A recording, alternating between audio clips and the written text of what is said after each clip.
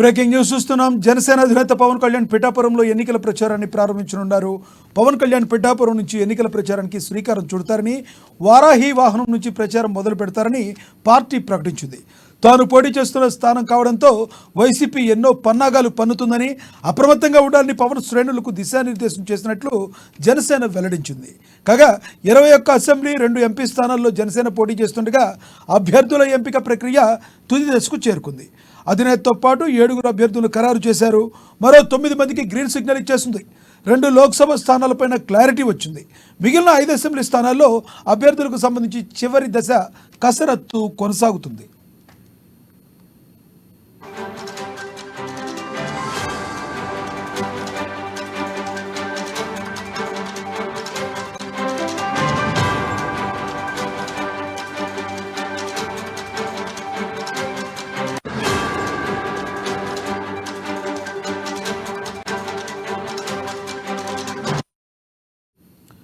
జనసేన అధినేత పవన్ కళ్యాణ్ పిఠాపురంలో ఎన్నికల ప్రచారాన్ని ప్రారంభించనున్నారు. పవన్ కళ్యాణ్ పిఠాపురం నుంచి ఎన్నికల ప్రచారానికి శ్రీకారం చుడతారని, వారాహి వాహనం నుంచి ప్రచారం మొదలు పెడతారని పార్టీ ప్రకటించింది. తాను పోటీ చేస్తున్న స్థానం కావడంతో వైసీపీ ఎన్నో పన్నాగాలు పన్నుతుందని, అప్రమత్తంగా ఉండాలని పవన్ శ్రేణులకు దిశానిర్దేశం చేసినట్లు జనసేన వెల్లడించింది. ఇదే విషయానికి సంబంధించి మరింత సమాచారాన్ని మా ప్రతినిధి నందిని అందిస్తారు. నందిని, చెప్పండి, పవన్ కళ్యాణ్ పిఠాపురం నుంచే తన వారాహి యాత్రని మరో షెడ్యూల్ని కొనసాగించనున్నారా?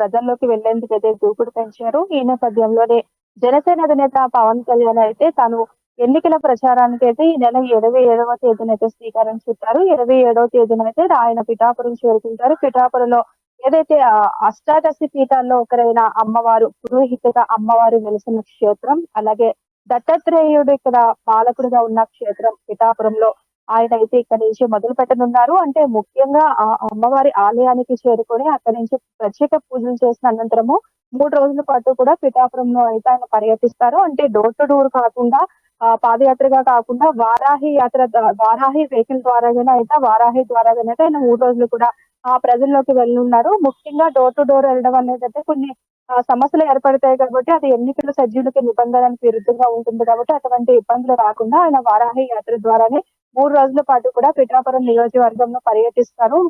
ముఖ్యంగా ఏదైతే ఇక్కడ చూసుకున్నట్లయితే మాజీ ఎమ్మెల్యే వర్మ ఏదైతే ఉన్నారో ఆ ఎమ్మెల్యే కూడా చాలా రోజుల వరకు అతన్ని బుజ్జగించే ప్రయత్నం కూడా చేశారు. ఏదైతే చంద్రబాబు పర్సనల్ గా పిలిచి ఎమ్మెల్సీ ఇస్తానని హామీ ఇచ్చారో అనంతరం ఆయన జనసేనకి సపోర్ట్ చేయడానికి అయితే ముందుకు వచ్చారు. ఆయనతో పాటు ఆయన క్యాడర్ ని కూడా సపోర్ట్ చేయాలని కోరారు. మరి ముఖ్యంగా పిఠాపురం సంబంధించి సైకిల్ కి బదులు ఈసారి గ్లాసు వస్తుంది కాబట్టి ప్రతి ఒక్కరు గ్లాసు గుర్తుకు ఓటేయాలని చెప్పి వర్మ కూడా ప్రచారం అయితే చేస్తున్నారు.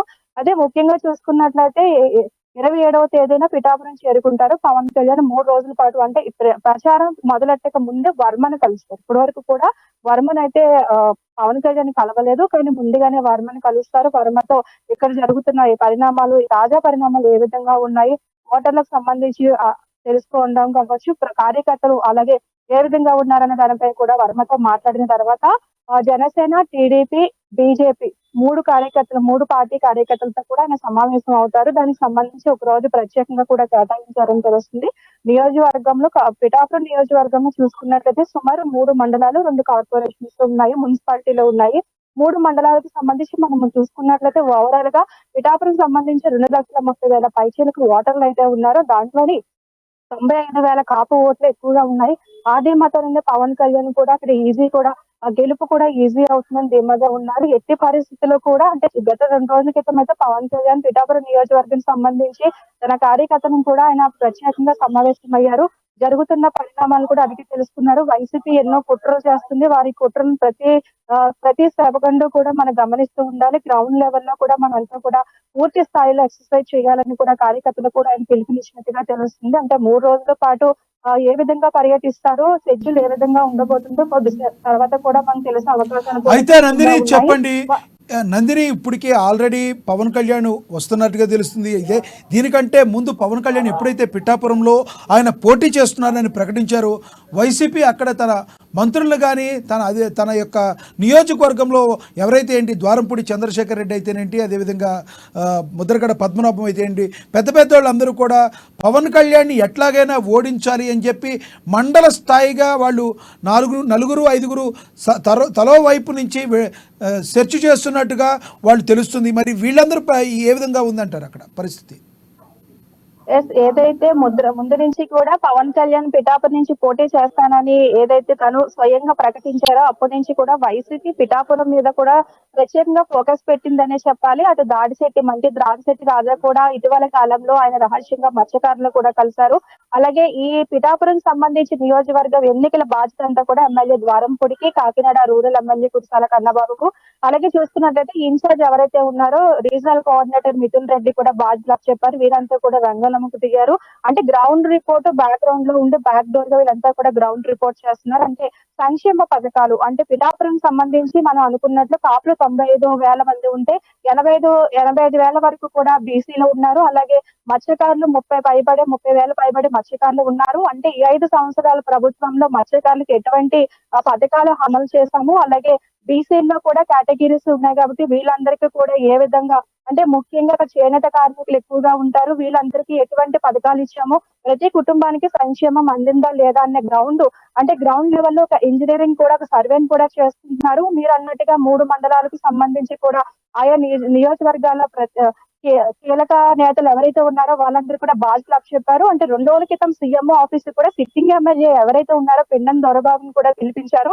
అంటే పెండం దొరబాబుని కాదని అక్కడైతే వంగా గీతకైతే ఇన్ఛార్జ్ గా ఇచ్చినప్పటి నుంచి కూడా పెండం దొరబాబు స్థానికంగా ఎమ్మెల్యే ఉన్నప్పటికీ కూడా ఆయన ఇన్యాక్టివ్ గా ఉన్నారు. ఎటువంటి కార్యక్రమాలు కూడా పాల్గొనడం లేదు. అంటే ఈ విధంగా ఉంటే ప్రాబ్లమ్స్ వస్తాయి అని చెప్పేసి మళ్ళీ పిఠాపురం నుంచి కూడా పెండం దొరబాబుని కూడా పిలిపించారు. పెండం దొరబాబుకి ఖచ్చితంగా వంగా గీతకి సపోర్ట్ చేయాలి. అంటే ఆయన అనుభవాలు గతంలో ఆయన 4 సార్లు పిఠాపురం నుంచి పోటీ చేశారు. 2 సార్లు పిఠాపురం నుంచి గెలిచారు. ఒకసారి వైసీపీ నుంచి, మరోసారి బీజేపీ నుంచి గెలిచారు. సో ఆయన అనుభవాన్ని కూడా ఇప్పుడు ఎన్నికల్లో కూడా గీతకి ఉపయోగపడే విధంగా కూడా సపోర్ట్ చేయాలి. ఖచ్చితంగా అధికారంలో చేపడితే ఖచ్చితంగా 2024 వైసీపీ అధికారంకి వస్తే మాత్రము సముచిత స్థానం ఇస్తామని కూడా హామీ ఇచ్చారు. అలాగే ప్రస్తుతం ముద్రగడ పోటీలో లేరు కాబట్టి ముద్రగడని కాపుకు సంబంధించి కూడా ముద్రగడని వాడుకునే అతని అనుభవాన్ని కూడా వాడుకునే అవసరం కూడా చాలా ఉంది కాబట్టి వీరందరినీ కూడా రంగంలోకి దించింది.